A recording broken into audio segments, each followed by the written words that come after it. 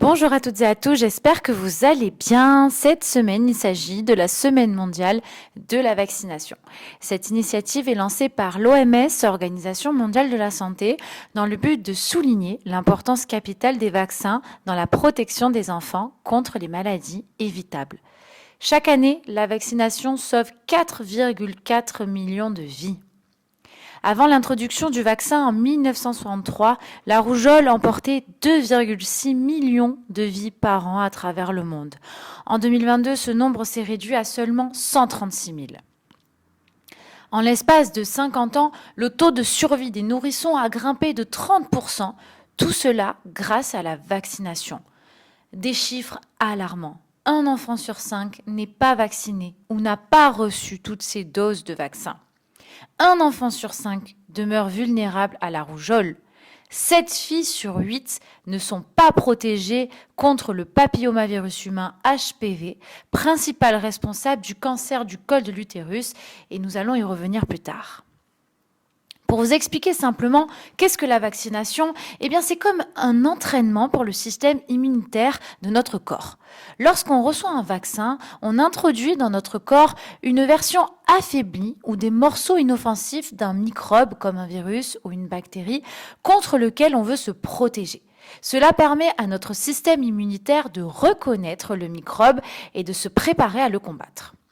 Quand on rencontre le microbe réel plus tard, notre système immunitaire est déjà prêt à le combattre efficacement. Cela aide à empêcher la maladie de se développer ou, si elle se développe, à la rendre moins grave.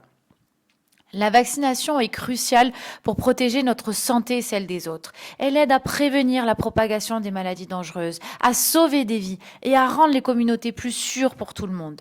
En se faisant vacciner, on protège non seulement notre propre santé, mais aussi celle des personnes qui ne peuvent pas être vaccinées, comme les bébés trop jeunes ou les personnes dont le système immunitaire est affaibli.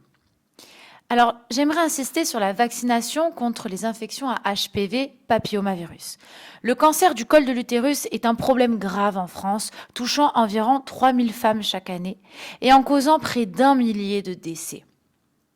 Heureusement, grâce aux vaccins et à de nouveaux tests de dépistage, nous pourrions le faire disparaître. Pourquoi vacciner contre les infections à HPV ? Parce que ces virus se transmettent principalement par des rapports sexuels et peuvent causer plusieurs cancers, dont celui du col de l'utérus. La vaccination vise à réduire ces risques de cancer chez les femmes et les hommes. Il est important de souligner que la vaccination ne remplace pas les dépistages réguliers, surtout chez les femmes à partir de 25 ans. Une étude récente montre que la vaccination peut considérablement réduire les cas de cancer du col de l'utérus, surtout si elle est administrée avant l'âge de 17 ans. La vaccination contre les HPV est recommandée pour les jeunes de 11 à 14 ans avec une séance de rattrapage pour ceux jusqu'à 19 ans. Elle peut aussi être proposée aux hommes jusqu'à 26 ans, en particulier ceux ayant des rapports sexuels avec d'autres hommes. 2 vaccins sont disponibles. Gardasil 9, qui protège contre 90% des souches de papillomavirus associées au cancer du col de l'utérus. Et Cervarix, pour les filles uniquement.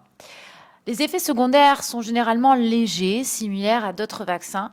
Il est crucial de se faire vacciner dans un environnement médical pour surveiller les réactions graves, bien que rares.